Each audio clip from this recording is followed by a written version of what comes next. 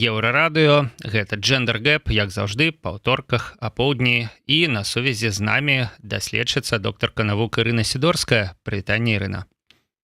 Прывітанне, Павел, прывітанне спадарства. Сябры, пакуль вы збіраецеся ля экранаў, нагадаю, што можна ставіць лайкі гэтаму відэа, ставіць дызлайкі, у чаце пакідаць вашае меркаванне, вашыя пытанні, мы все гэта чытаем, часам агучваем і каментуем, таму гэта справы патрэбныя.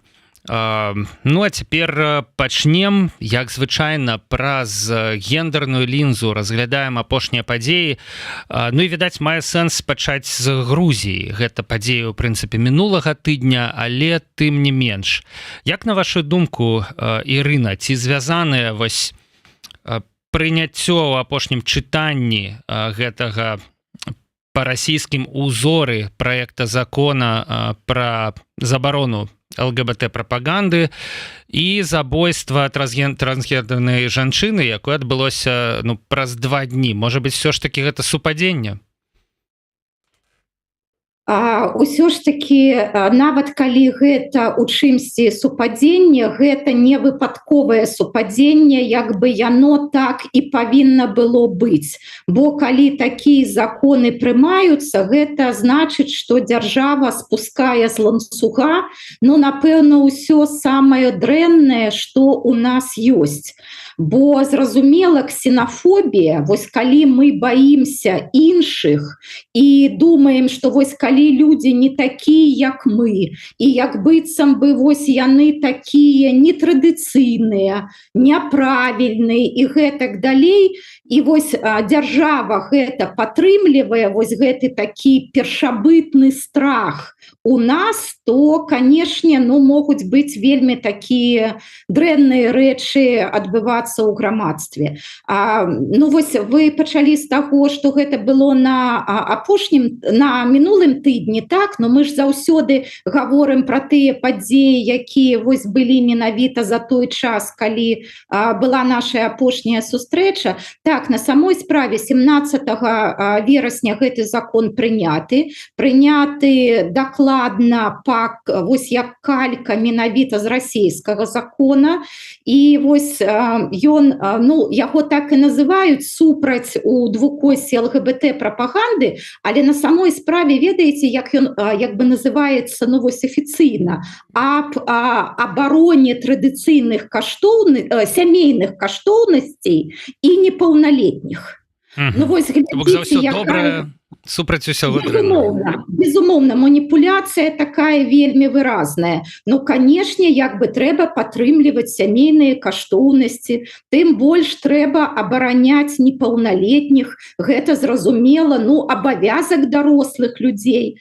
А на самой справе гэты закон, ён, па-першае, забараняе аднаполыя шлюбы, ён забараняе усынаўленне дзяцей аднаполымі парамі, ён забараняе трансгендерны пераход, і ён нават крыміналізуе тых медыцынскіх работнікаў, якія як бы дапамагаюць ажыццяўляць гэты трансгендерны пераход, і там нават для іх ёсць і пазбаўленне волі таксама. І зразумела, як вось і гэтыя расійскія ўсе новавядзенні, гэта як бы супраць прапаганды у медыа, у школах, на нейкіх там публічных трыбунах, вось менавіта трансгендернага пераходу, ЛГБТ і гэтак далей. Мы шмат разоў гаварылі, што, па-першае, у гэтых супольнасцей, у гэтых людзей няма рэсурсаў для нейкай прапаганды. Бо, каб займацца прапагандай, для гэтага трэба мець уладу. І ў гэтым сэнсе перш за ўсё дзяржава можа займацца прапагандай, а не нейкія нават там недзяржаўныя арганізацыі, актывісты і гэтак далей. А па-іншае, сама па сябе прапаганда ЛГБТ, яна не мэтазгодная, бо гэта немагчыма, гэта не тое, што залежыць ад як бы вольнага выбару людзей. Вось калі люди нарадзіліся з пэўнай сексуальнай арыентацыі, там з пэўнай гендернай ідэнтычнасцю, як вось, напрыклад, транслюдзі, но яны не могуць яе змяніць, тому что там камусьці гэтага захочацца, альбо як бы нават по ўласнаму жаданню. Но гэта вось яшчэ раз тое, з чым людзі нараджаюцца.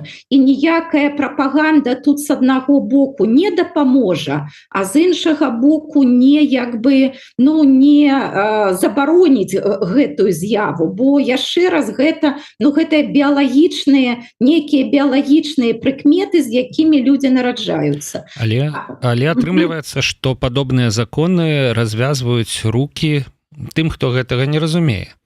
То бок, вось з чаго вы пачалі, магчыма, наўпрост не звязаныя закон і забойства, але гэта адзін трэк. Рана ці позна нехта вось гэтыя змены ў свядомасці кансерватыўных людзей, да, якія не прызнаюць права іншых на вось самавызначэнне, да, яны адбываюцца, раз дзяржава дазваляе, дакладней, дзяржава забараняе вось гэта, да, значыць, яна дазваляе з гэтым змагацца. А якім спосабам змагацца? Калі рукі развязаныя, то можа дайсці і да забойства. І вось дайшло вельмі хутка, нават на дзіва хутка. Так же, там же на самой справе, глядзіце, мы не можам яшчэ на 100% рабіць высновы, бо зараз ідзе следства. Але чалавек, які забіў вось гэтую самую вядомую грузінскую трансгендерную жанчыну, ён ужо арыштаваны вось па гэтых гарачых слядах, яму, значыць, прад'яўлена абвінавачванне, і менавіта даказана, што ён перад тым, як ішоў да яе, ён купіў нож, гэта ёсць усе доказы, з гэтым ножом ён прыйшоў да гэтай жанчыны і нанёс ёй 28 ран ножавых. І гэта было праз дзень, вось 17 верасня як бы парламент грузінскі прыняў гэты закон, а 19 верасня адбылося гэта забойства. І гэта было, як бы наўмыснае забойства, і зараз яно менавіта ідзе як наўмыснае забойства па гендернай прыкмеце. Яшчэ раз, як бы рашэнне не вынесена, следства зараз ідзе, але як быццам гэта яе малады чалавек, з якім яны сустракаліся, ён не ведаў, што яна менавіта трансгендерная жанчына, бо гэта трансгендерная жанчына, якая зрабіла поўны трансгендерны пераход.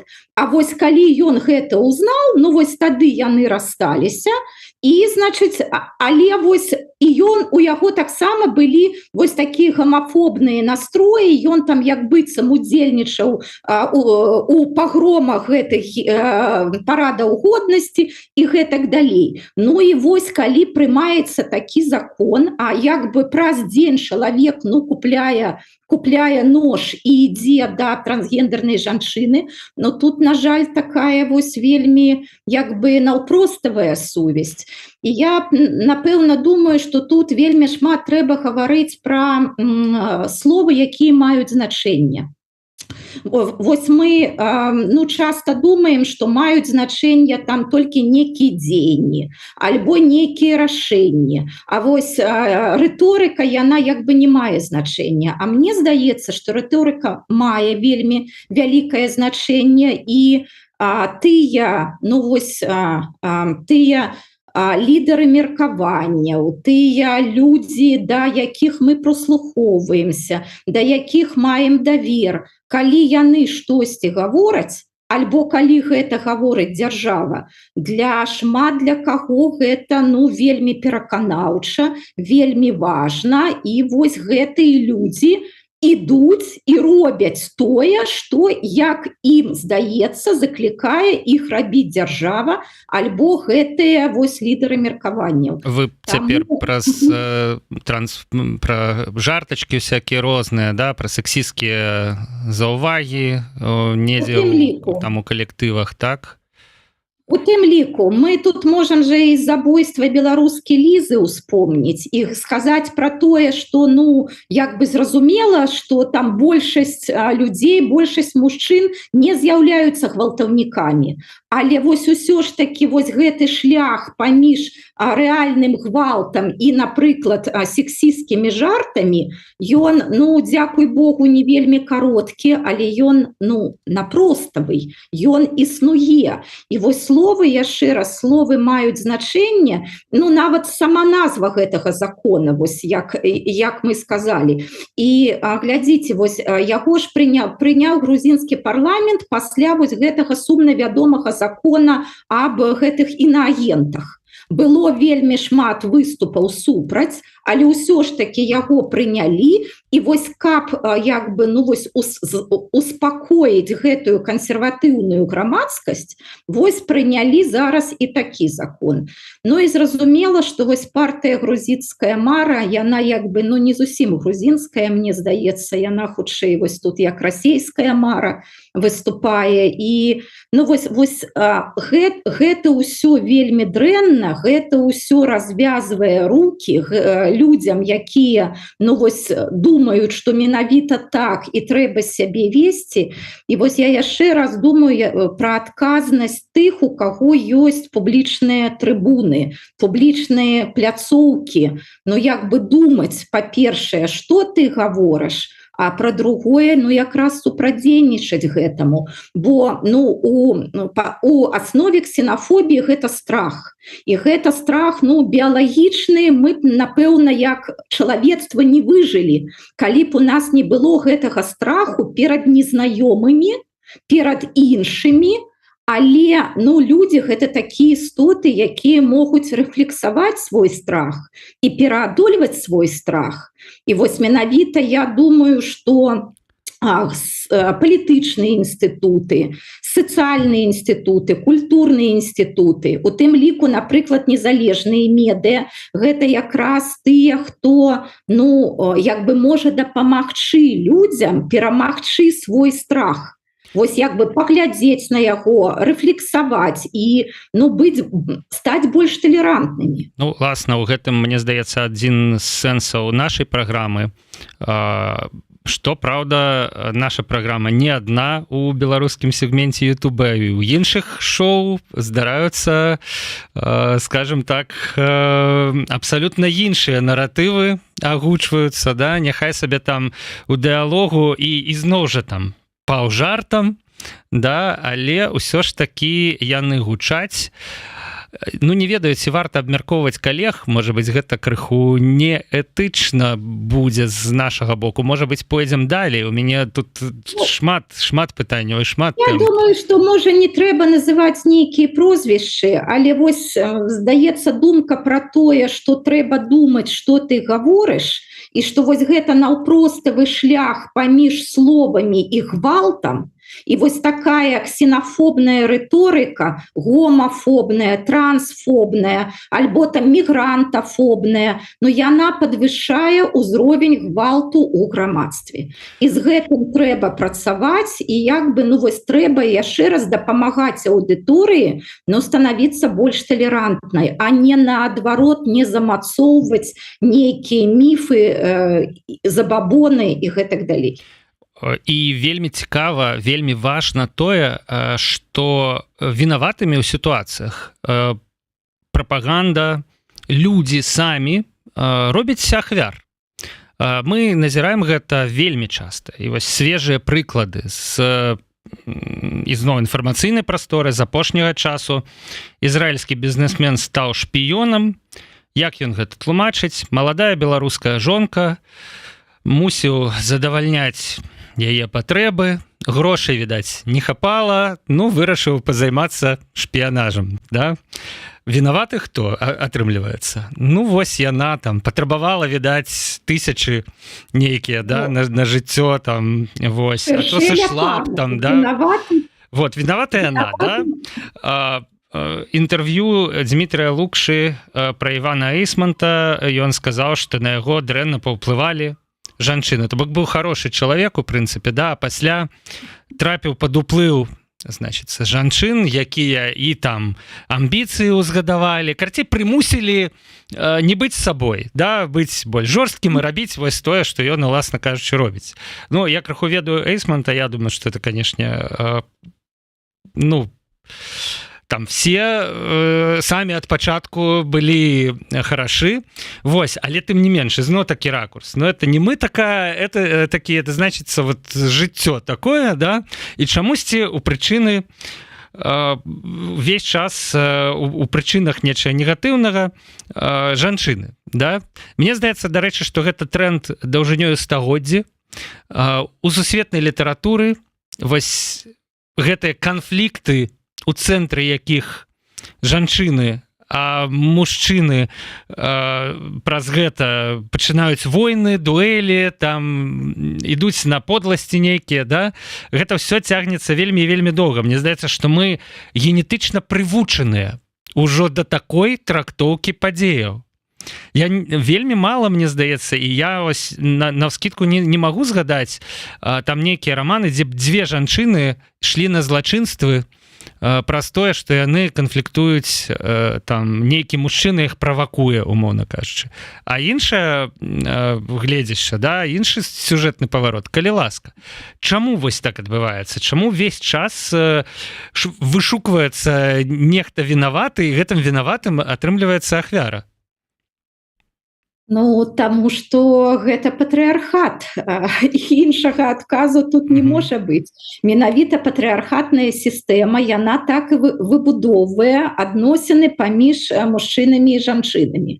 Што як бы мужчына галоўны, мужчына можа шмат таго, што не можа жанчына, але калі мужчына як бы робіць штосьці не тое, што ён патрэбна, каб ён рабіў, альбо ў чымсьці памыляецца, альбо вось нават ідзе на злачынства, на шпіянаж, альбо там на здрадніцтва свайму народу, то гэта таму, што вінаваты жанчыны, якія побач з ім, якія вось яго альбо вымусілі, альбо там нейкім чынам, значыць, зманіпулявалі ім, штосьці там да яго давялі і гэтак далей. Ну, менавіта так працуе патрыархат, вы вельмі добра зараз гэта ўсё паказалі. Я думаю, што гэты ізраільскі бізнесмен, ён жа, ну, такі вельмі сталы чалавек, там яму 70+, я думаю, што ён ведае жыццё, і вось ён як бы назваў такую прычыну сваіх паводзін, ну, як бы зыходзячы, напэўна, і з той культуры, якая там існуе,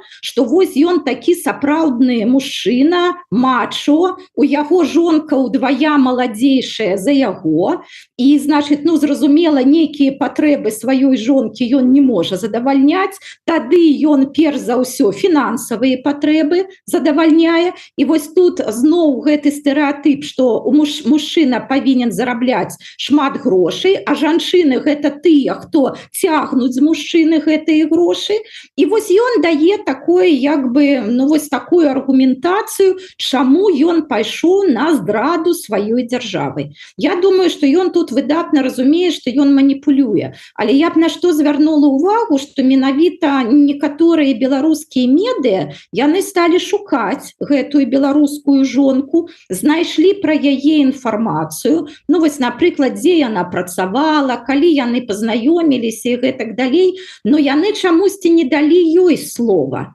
Ну, напрыклад, вось расказаць сваю версію, бо менавіта ж, ну, як бы вось яна, як быццам прычына таго, што вось чалавек пайшоў на здраду сваёй дзяржаве. А мы ж не ведаем, можа, на самой справе яна там сама працуе, нічога як бы ад гэтага мужа не патрабуе, а калі патрабуе, то там, ну, іншыя адносіны. То есть, глядзіце, вось гэты пайшоў менавіта значит, гэты бізнесмен на маніпуляцыю, ну, а некаторыя медыа як бы пайшлі за ім у гэтай маніпуляцыі. Жанчына засталася ўсё роўна фонам у гэтай гісторыі.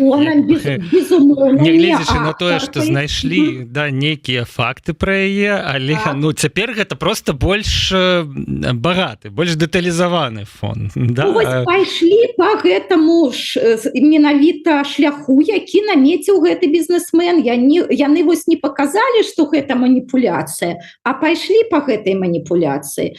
Ну і наконт інтэрв'ю Дмітрая Лукшы таксама, так, там было, я вось не ведаю спадара Эйсмонта, ну, напэўна, дзякуй Богу, але там, ну, было, што добры хлопец, завадскія там наладкі ў яго добрыя, але вось можа гэта жонка, альбо можа сястра, яны обе нашмат больш уплывовыя, такія больш як бы амбітныя і гэтак далей, і вось гэта яны яго уцягнулі. Пацягнулі за сабой.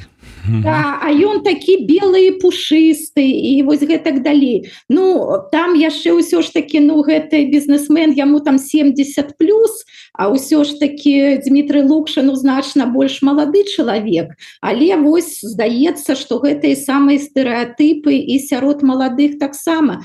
Вось, між іншым, мне хочацца прыгадаць у яго інтэрв'ю, там быў такі цікавы момант, калі ён гаварыў пра свой аб'юз. І вось менавіта, ну, што ён быў ахвярай аб'юзу з пункту гледжання кіраўніцтва тэлебачання. І вось ён сам менавіта гэтае слово ужыў, я бы, можа, ну, я так не вельмі уважліва, але тут, калі я пачула пра аб'юз, стала слухаць больш уважліва, ён такі, ну, цікавыя рэчы гаварыў наконт таго, што там у 18-19 гадоў ён ужо папаў на тэлеэкран, значыць, ён вучыўся, але там на заняткі не хадзіў, нават на сесію не хадзіў. Там, значыць, яшчэ гэты з арміі таксама з ваенкамату яго шукалі, ён, значыць, не ішоў туды. І тады аказалася, што на самой справе вось гэта кіраўніцтва БТ, ён стаў залежным ад яго.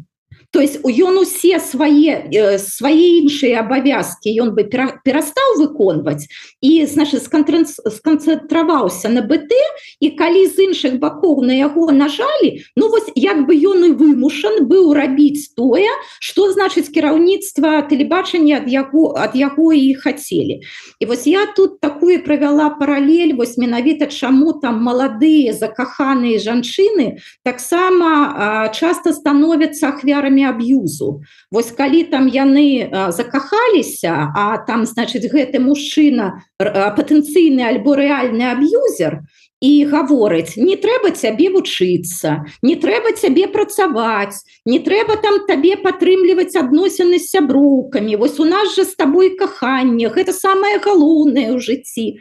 Ну і вось так вось, менавіта так залежнасць вось гэта ствараецца, і чалавек, мужчына альбо жанчына становіцца ахвярай аб'юзу, і потым вельмі складана выйсці з гэтага становішча. Таму вось я б, ну, напэўна, гаварыла пра тое, што нават зусім маладыя і хлопцы і дзяўчаты ў 18, у 19 гадоў, ну, як бы павінны разумець, што яны адказныя за сваё цяперашняе і будучае, і трэба укладацца ў сваю адукацыю, у сваю працу, у свае стасункі, каб вось не стаць залежным і не пайсці потым па таму шляху, па якому вось вымушан быў пайсці гэты журналіст. Ну, я ўсё ж таки крыху выступлю у абарону мужчын цяпер, бо ну, не ад добрага жыцця, мне здаецца, ўсё гэта адбываецца, і у гэтай патрыархальнай ролі некаму комфортна. Да, у ролі вось лідара, таго, хто ўсё вырашае, да, за всю сям'ю, напрыклад, там і гэтак далей, таго, хто зарабляе грошы, а некаторым у прынцыпе і не. І цікава, што пра гэта ізноў жа вось недаўна на сустрэчы з, ну, відаць, расіянамі, да, з нейкімі сваімі прыхільнікамі казаў выпушчаны недаўна па абмене палітвязнямі расійскі апазіцыянер Ілля Яшын. Ён казаў пра гэта не ў кантэксце аб'юзу, не ў кантэксце гендерных адносінаў, але ў кантэксце таго, што мужчыны ідуць на вайну не таму, што ім вельмі там запала ў галаву мантра пра нацыстаў у Кіеве, пра Бандеру, пра факельныя шэсці і гэтак далей, то бок, безумоўна, такія ёсць, да? Але таксама ёсць матывацыя, што ну, няма чаго рабіць са сваім жыццём. Вось ёсць вайна, дзе Тут, ну, вайна сацыяльны ліфт у прынцыпе таксама праз стагоддзі, да, гэта робіцца, дзе можна неяк сябе праявіць.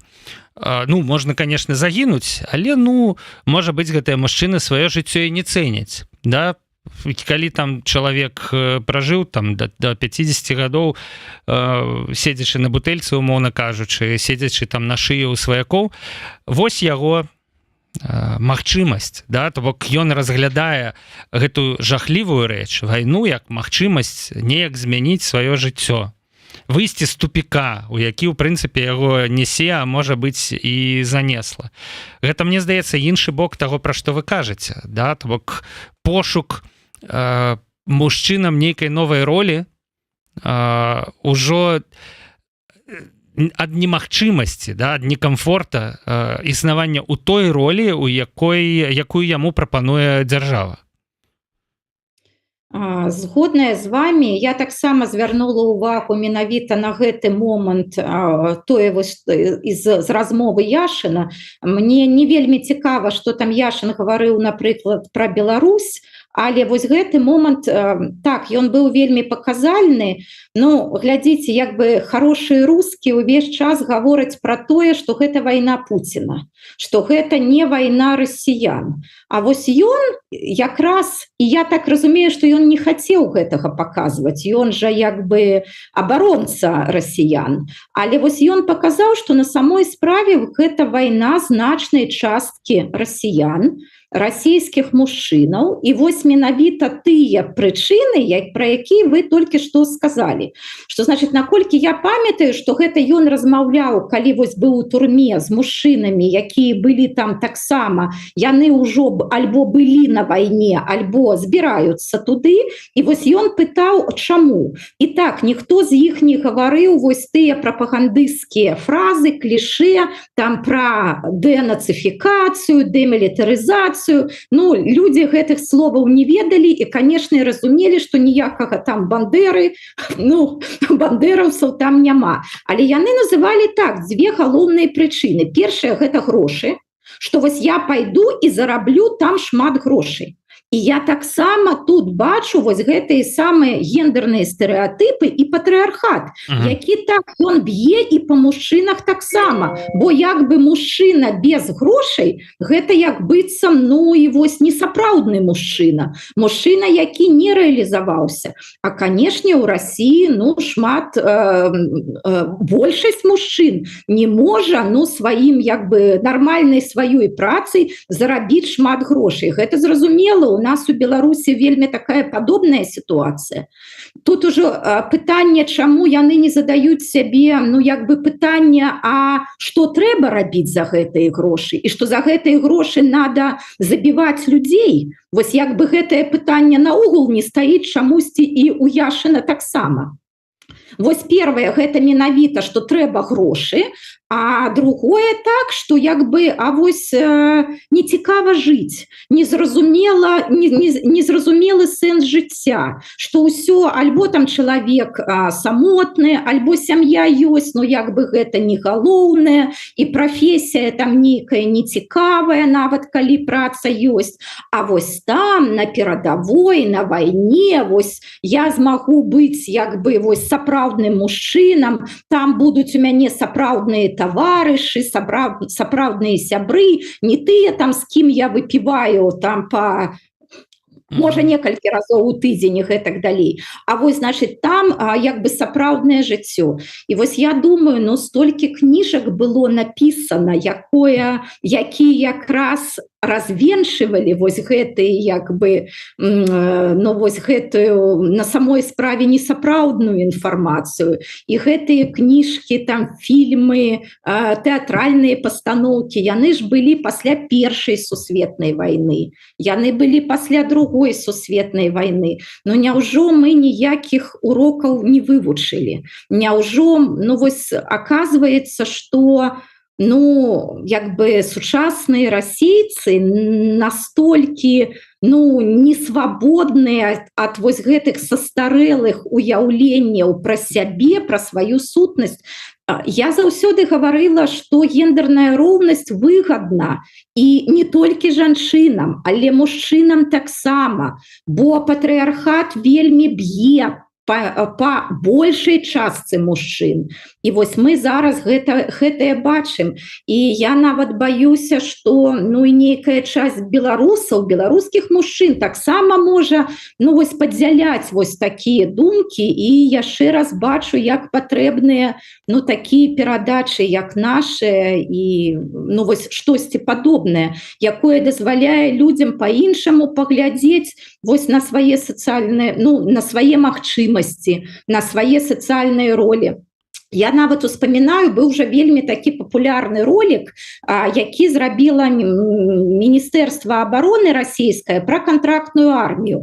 Яго YouTube, дзякуй Богу, ўжо не паказвае, але ну, на іншых платформах ён ёсць. Там як бы звычайны таксіст, звычайны трэнер, фітнес-трэнер і, мне здаецца, ахоўнік у магазине. І вось паказваецца, як яны незадаволены сваёй працай, сваім жыццём, і гэта зусім не тое, чым яны хацелі займацца, а вось калі яны пайдуць служыць па кантракту, абараняць сваю дзяржаву, вось тады у іх у жыцці будзе сэнс, і вось тады яны будуць сапраўднымі мужчынамі. Ну гэта такая 100% гендерная дэзінфармацыя, гэта зусім не так, але я ведаю, што гэты ролик вельмі зайшоў ну, для часткі расійскіх мужчын. Ну, цікава, што патрыархат, атрымліваецца, ён забівае мужчын таксама. Ён іх гоніць на вайну фактычна, да, і ну, канешне, для гэтага расійская дзяржава паспрабавала папрацаваць, да, каб стварыць такія умовы для мужчыны, у якіх ён адчувае сябе некамфортна, і гэты паход на вайну выглядае выйсцем нейкім, да, але тым не менш вся сітуацыя яна такая патрыархальная. Хацеў яшчэ дадаць, што учора украінцы з радыё НВ пыталіся ў мяне, ці пойдуць беларусы абараняць Беларусь, калі Пуцін нападзе. Ну, у выпадку нейкіх там сцэнароў взаемаадносінаў іх з Лукашэнкам, Пуцін уводзіць у Беларусь нейкія рэшткі сваіх войскаў, для гэтага вылучаныя. Ці пойдуць беларусы абараняць? Ну, я кажу, ну, пойдуць, канешне, все ж таки мы ўспрымаем сваю краіну як сваю краіну, незалежную, суверенную, там і гэтак далей. І расійскія войскі нам ну, не патрэбна быць там рэгіёнам. А вось такі аспект, які вы падымаеце, ці пойдуць беларусы на вайну, калі ім прапануюць ну, вось шырока, да, далучыцца, стаць у шэрагі і ваяваць ва ўкраіне, не ведаю, як вагнераўцы там вербавалі ў Афрыку куды-небудзь і гэтак далей. І вось нашы суайчыннікі, яны таксама ў гэтай парадыгме. Калі ты ў тупіку, ну, калі у цябе нецікавае жыццё, і як бы пара такіх ролікаў пра тое, што ну, умоўна, да, скажу, нікому не патрэбны там ахоўнік у краме, ператвараецца ў бравага там афіцэра, і як бы вось гэтая прыманка яна заляціць, і людзі пойдуць. Я так разумею, у прынцыпе, і не бачу тут нічога немагчымага. Ну, я пачала з таго, што я таксама бачу актуальнасць і для Беларусі, безумоўна, ва ўмовах той мілітарызацыі, якая зараз ідзе у Беларусі, пачынаючы са школы, калі мы бачым там дзяцей са зброяй у руках, калі мы там бачым маладых жанчын са зброяй у руках, так як бы для мужчын маладых гэта ўжо як бы норма, ўжо як бы і без зброі ты можа ўжо і не сапраўдны мужчына. Таму гэта можа ўздзейнічаць, бо, канешне, там частка беларусаў падзяляе гэтыя стэрэатыпы. Але ўсё ж такі я, ну, амаль упэўненая, што ўсё ж такі гэта значна меншая частка насельніцтва ў параўнанні з Расіяй. Ну, у нас няма такой дэпрэсіі ў краіне, у эканоміцы і гэтак далей. Но мне здаецца, ўсё ж таки люди бачаць для сябе перспектывы, бачаць нейкія цікавыя заняткі, выйсці і гэтак далей. То есть я думаю, таксама я чаму про гэта гаварыла, мне як бы не вельмі можа цікава, што там у России, але як бы я разумею, что пры тых умовах, якія ёсць зараз паміж гэтымі двумя дзяржавамі, шмат таго, што актуальна для России можа быць і ў Беларусі, але ўсё ж таки я думаю, что гэта у значна меншым маштабе. Але я яшчэ раз як бы заклікаю, вось можа мужчын менавіта, якія нас слухаюць, якія нас глядзяць, вось быць больш крытычнымі да таго, што прапануе ім там беларускі рэжым, альбо там пра што гаворыць Путін і гэтак далей. Нават калі яны гавораць менавіта пра мужчын, што мужчыны таксама будуць ахвярамі вось гэтай дэзінфармацыі, ахвярамі стэрэатыпаў, забабонаў. Глядзіце, дзяржаве вы не цікавыя, дзяржаве вы цікавы выключна як ресурс. Таксама як функцыя, як і жанчына. Як ресурс, да, безумоўна, а не тое, што там зусім не цікавіць менавіта вось вашае жыццё і ваше задавальненне ад гэтага жыцця. Менавіта як вас можна выкарыставаць. І вось, калі ласка, не вядзіцеся на гэтыя вось гендерныя забабоны. Абсолютно згодны. У прынцыпе, гэта магло быць і заканчэннем нашай праграмы, такой агульнай мараллю, але ўсё ж таки не магу не звярнуць увагу на яшчэ одну сітуацыю, скажем так, у медыйнай прасторы. Гэта чарговае выказванне Лідзіі Ярмошынай. Яна зачапіла ізноў Святлану Ціхановскую, маўляў, што можа хатняя гаспадыня. І як цікава, все ж таки бумеранг вось гэтай гісторыі, спіраль гісторыі працуе. У 2010 годзе Ярмошына сама выкарыстоўвала ў дачыненні да сябе гэты стэрэатып крохкая жанчына, якой пагражаюць, значыцца, мітынгоўцы на плошчы Незалежнасці. І вось тады жанчыны маглі нешта зрабіць. Яны... Памятаеце пра боршч? Але у той же тырадзе літаральна, суседнія фразы: сидзелі б на кухне, варылі б борщ, вось. Але ўсё ж таки яна са свайго боку, як жанчына, магла уплываць на ход гісторыі. Цяпер хатняя гаспадыня Ціхановская не можа, не мае права, я так разумею, таму што куды яна ўвогуле полезла, вось. Кіраўнік цэнтра выбаркама цяпер мужчына у нас, Ярмошына на пенсіі, але вось пад выбары падцягваюць правераных кадраў у медыйную прастору. Так што, жанчыны яны таксама гаразды пакпіць адна з адной і рабіць акцэнты на гендары, на вось гэтых ролях.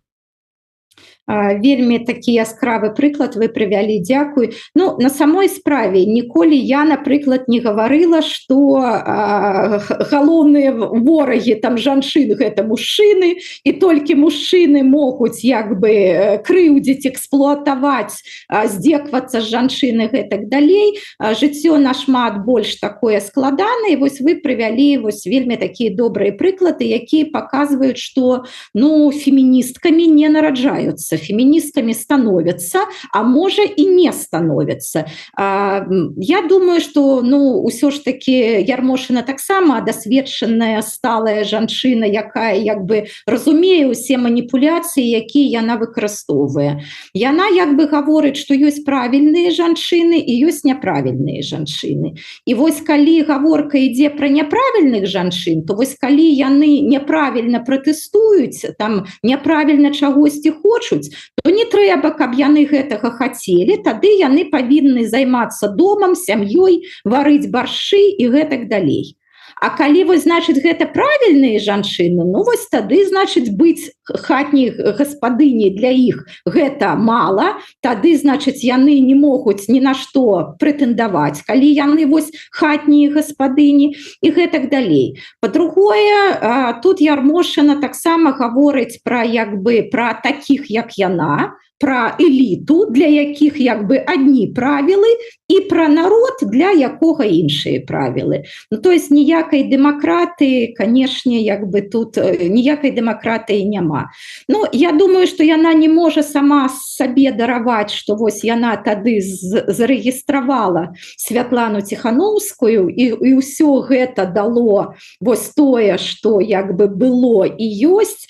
І вось яшчэ раз, напэўна, мы яшчэ раз павінны падзякаваць Святлане Ціхановскай, што яна гэта зрабіла, бо калі б яна не стала балатавацца, так можа нічога і не было бы, і мы бы не ведаю нават якія тое, што было значна, было б больш дрэнна, чым зараз, у мяне няма ніякіх як бы іншых думак. Можа, ужо было б адзіная дзяржава, і можа там і ваявалі бы ў беларусы ва ўкраіне, гэтак далей.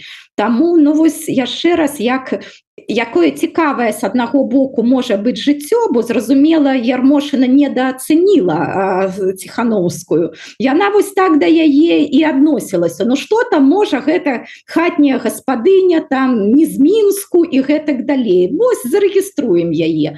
А як вось аказалася? Таму так, гэта жанчыны таксама могуць так некарэктна канкураваць адна з іншай. Ну і, напэўна, вось за сабой вось гэтую віну перад Лукашэнкам, Ярмошына як бы вось адчувае. Тут яна як Пуцін, Пуцін не называў Навальнага, значыць, Ярмошына таксама Ціхановскую фамілію, прозвішча ж не ўзгадала, і так усе зразумелі. Але вось таксама гэтыя самыя гендерныя стэрэатыпы. І вось я думаю, што вось тыя жанчыны, якія зараз у Беларусі і вось слухаюць дзяржаву, вось у іх тады нейкая такая шизофренічная карціна свету будуецца, што з аднаго боку ты павінна вось быць такой, з іншага боку супрацьлеглай, яшчэ ты павінна вось гэта і вось гэта. І жанчына думае така, а як гэта ўсё можна рэалізаваць? І так, а потым аказваецца, што менавіта жанчына сама ва ўсім і вінаватая, калі штосьці не атрымліваецца, а дзяржава з сябе ўсе абавязкі знімае. Вось пишуць у каментарах, што наўрад ці Ярмошына была самастойнай у прыняцці рашэння пра рэгістрацыю Ціхановскай. Я гатовы пагадзіцца, але наўрад ці яе не зрабілі крайняй. Пасля таго, як заварыліся пратэсты, утварыўся там трыумвірат і гэтак далей. Всё ж такі, да, магчыма, ёй спусцілі гэтае рашэнне, але гэта яе зона адказнасці, да, і тут быў дапушчаны, так бы мовіць, факап. Вось, то бок, далей пішуць, што аб яе пасля выцерлі ногі. Я абсалютна думаю, так і было. Як бы не Лукашенко кажа сабе, што ён сам вінаваты ў тым, што зарэгістравалі Ціхановскую, і далей гісторыя пайшла вось па такім шляху. Канешне ж, вінаватыя выканаўцы, тыя, хто ўнізе, тыя, хто гэта дапусціў. Так што, ў прынцыпе, мне здаецца, Ірына, вы маеце рацыю, калі кажаце, што крыўда ёсць, да, але крыўда ізноў гэта не на Лукашэнку, гэта крыўда на Ціхановскую, гэта Ціхановская крыніца праблем, значыцца, Ярмошынай. Да, і тое, што Ярмошына пра гэта гаворыць, гэта вось яшчэ раз паказвае, што так, яна стала крайняй, я тут на 100% згодная, і Ярмошына теж такі ж самы інструмент для Лукашенка, як і ўсе як бы іншыя жанчыны. Вось як быццам яна, яе статус, яна вось наверсе, хай ужо і экс, але вось так, яна крайняя ў данным выпадку, і ей карыстаюцца, і як бы ніякай такой павагі у публічнай прасторы да Ярмошынай з боку дзяржавы мы не бачым. І выснова будзе такая, што не мужчыны галоўныя ворагі жанчын, не жанчыны галоўныя ворагі мужчын. Проста все людзі перад абліччам патрыархата, перад гендернымі стэрэатыпамі, яны могуць быць слабымі, яны могуць паддавацца на іх дзеянне, а мы з вами на абароне ну, ледзь не сказаў, нармальнасці нейкай, да? На абароне талерантнасці, на абароне ўдумлівага, спакойнага стаўлення людзей адно да аднога, на абароне таго, што мы кажам пра іншых людзей, як іх ацэньваем і якія наступствы гэта мае. Да, я, можа, яшчэ скажу, для чаго дзяржава ўсё гэтае робіць, вось гэтую гамафобію, трансфобію. Яна ж як бы не хоча, каб мы былі салідарнымі. Яна хоча разбурыць вось тыя сацыяльныя сувязі, якія ёсць у грамадстве. Бо яна хоча, каб мы былі атамізаванымі, такімі ізаляванымі.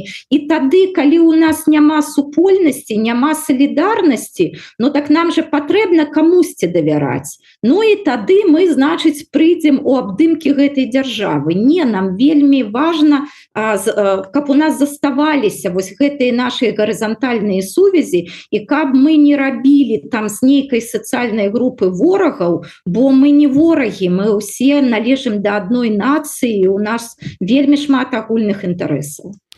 На гэтым і скончым сёння Gender Gap. Сябры, светлая атрымалася праграма у нас, нягледзячы на такія цёмныя часы і не вельмі пазітыўныя навіны, але тым не менш. Давайте будзем аптымістамі, давайте будзем думаць, што мы робім, давайте будзем рабіць гэты свет лепшым. Дзякуй вялікі. Ірына Сідорская была на сувязі з Еўрарадыё. Да пабачэння, Ірына, да пабачэння, шаноўныя слухачы і гледачы.